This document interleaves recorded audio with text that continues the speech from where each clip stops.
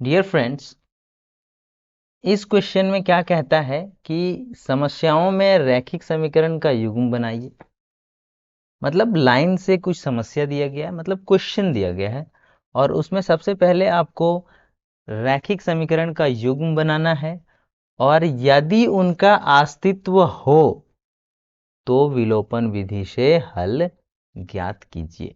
ठीक है, मतलब अगर हो पा रहा है तो ठीक है।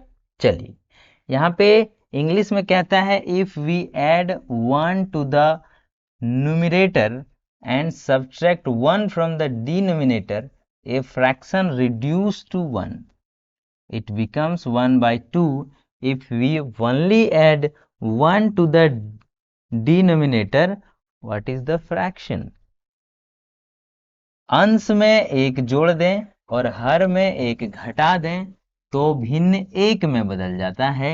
यदि सिर्फ हर में एक जोड़ेंगे तो यह 1/2 हो जाता है। तो भिन्न ज्ञात कीजिए। यहाँ पे हम लोग मानेंगे, ठीक है। क्या करेंगे? मानेंगे। क्या मानेंगे भाई? हमने तो मानना पड़ेगा। और यहाँ पे मानेंगे इंग्लिश में लिखेंगे let the numerator let the numerator is x। ठीक है, हिंदी वाले लिखेंगे माना अंश या फिर भिन्न का अंश x है। ठीक है, और फिर लिखेंगे एंड द डिनोमिनेटर।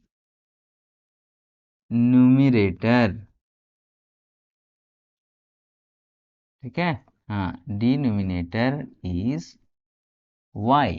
इंग्लिश वाले लिखेंगे कि the numerator is x and the denominator is y। ठीक है, हाँ, डिनोमिनेटर इज y। थोड़ा y को दूर लिख देते हैं। वहीं पे हिंदी वाले लिखेंगे तथा भिन्न का हर y है। ठीक है, हाँ, क्या लिखेंगे? भिन्न का हर y है। यानी कि जब भी फ्रैक्शन जो बनेगा, ये समझने के लिए सिर्फ समझिए कि वो x/y होगा, क्योंकि हमने मान लिया है कि x जो है वो भिन्न का अंश है और y जो है वो भिन्न का हर है। ठीक है, ऊपर वाले को अंश कहते हैं और अगर आप लोग जानते हैं तो बहुत अच्छा, नहीं जानते हैं तो भी अच्छा, नीचे वाले को हर कहते हैं। हर को हमने माना है y और अंश को माना है x। इंग्लिश में न्यूमरेटर कहते हैं अंश को और डिनोमिनेटर कहते हैं हर को। ठीक है, तो इस तरीके से हम लोग क्या करेंगे, यहां पर लिखेंगे देन। इंग्लिश में लिखते हैं देन या हिंदी वाले लिखते हैं प्रश्न से। ठीक है, हाँ, क्या? तो प्रश्न से। और प्रश्न में क्या रहता है? तो प्रश्न में कह रहा है कि यदि किसी भिन्न के अंश में एक जोड़ दें, मतलब x में एक जोड़ दें और हर बोले तो y में एक घटा दें तो वो भिन्न एक हो जाता है। क्या हो जाता है? एक। तो यहां से हम लोग समीकरण 1 निकाल लेंगे। कैसे निकालेंगे? इधर से गुना करेंगे। इधर वाला तो हो जाएगा x + 1 और इधर हो जाएगा y - 1, क्योंकि ये इधर गुना हो जाएगा। ठीक है, हाँ, अब y को इधर ले जाते हैं और 1 को उधर ले जाते हैं। ठीक है, तो ये x, या तो फिर x को ही सिर्फ यहाँ पे रखते हैं, x को यहाँ पे रखते हैं, 1 को इधर ले जाते हैं तो हो जाएगा y - 1 - 1। और इसी को, हाँ, दिख रहा है, चलिए कोई नहीं, इसी को थोड़ा सा और आगे अगर बढ़ा दें तो x बराबर हो जाएगा y माइनस 2, क्योंकि 2 ठो माइनस इधर गया है एक वाला। ठीक है, इसे मान लेते हैं समीकरण नंबर 1। ठीक है, दूसरा कंडीशन क्या कहता है? तो दूसरा कंडीशन कहता है कि यदि यदि हर में एक जोड़ दें, सिर्फ हर में एक जोड़ेंगे, x को कुछ नहीं करेंगे, y में एक जोड़ेंगे क्योंकि y हर है, तो हमें समीकरण मिलता है 1/2। तो ये 2 इधर से गुना हो जाएगा, तो हो जाएगा 2x = y प्लस 1। ये हो जाएगा समीकरण नंबर 2। ठीक है, क्लियर है? कोई दिक्कत नहीं? कोई दिक्कत नहीं सर।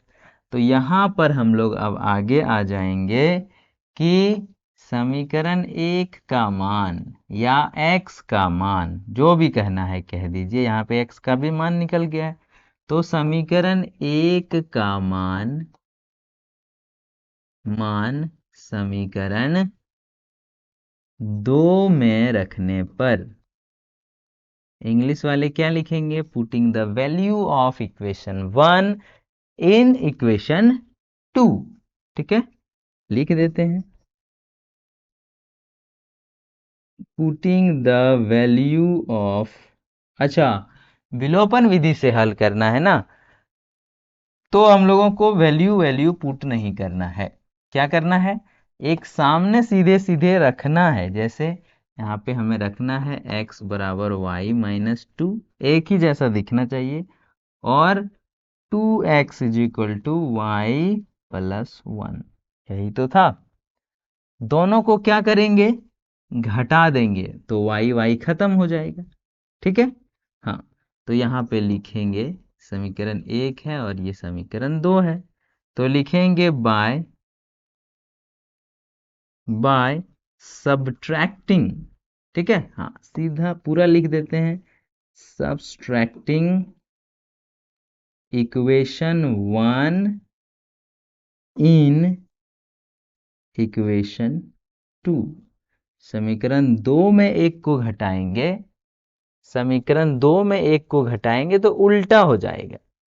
कैसे हो जाएगा? जैसे देखिए, 2x = y प्लस 1, ये हो गया समीकरण 2, और यहाँ पे x = घटाएंगे तो यहाँ भी माइनस, यहाँ भी माइनस, और यहाँ पे -2 है तो ये प्लस, तो यहीं पे नहीं घटा देना है, ये -2 है तो यहाँ पे इसका साइन चेंज हो जाएगा। ठीक है, अब देखिए ये y खत्म, 2x में एक x घटेगा तो सिर्फ x बचेगा, और यहाँ पे 2 और 1 3, यानी कि x का वैल्यू आ गया है 3, यानी कि अंश जो है वो आपका है 3। ठीक है, अब यहाँ पर हम लोग कर सकते हैं putting the value of x in equation, किसी भी इक्वेशन में बैठा सकते हैं, एक में बैठा दीजिए, तो यहाँ पे लिखेंगे पुटिंग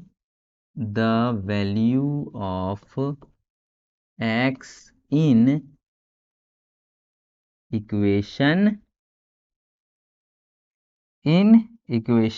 1, या फिर आप दोबारा ऐसे कर सकते हैं, दोबारा भी आप इसको विलोपन विधि से हल कर सकते हैं।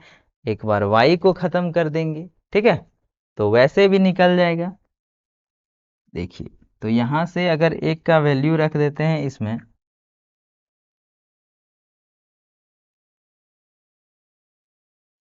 जैसे ही रखेंगे समीकरण 1 कहाँ है? यहाँ पे, और x का मान वहां रख देते हैं, 2 गुने x का मान 3 है बराबर y प्लस 1 है, तो 1 को इधर ले आते हैं, ये 6, एक इधर आके घट जाएगा, और यहाँ पे y का मान निकल जाएगा, यानी कि y का मान निकल जाएगा 5। क्या निकल जाएगा? 5। और इस तरीके से हम लोग इक्वेशन को सॉल्व कर सकते हैं। समस्या का 2 ठो हम लोगों ने निकाल दिया, यहाँ पे लिखा हुआ है समीकरण का युग्म बनाना, तो 2 समीकरण हमने बना दिया, समीकरण 1 समीकरण 2 विलोपित किए और दोनों का वैल्यू निकाल दिए।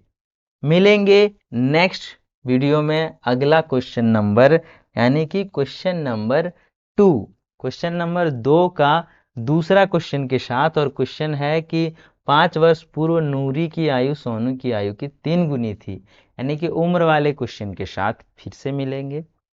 अगर आप चैनल में नए हैं तो सब्सक्राइब करें। अगर वीडियो देखने में ज़रा भी अच्छा लगा हो तो लाइक कर देंगे और अपने दोस्तों में भी शेयर करेंगे जो क्लास 10 की तैयारी कर रहे हैं। मिलेंगे ऐसे ही वीडियो में, तब तक के लिए टाटा बाय बाय।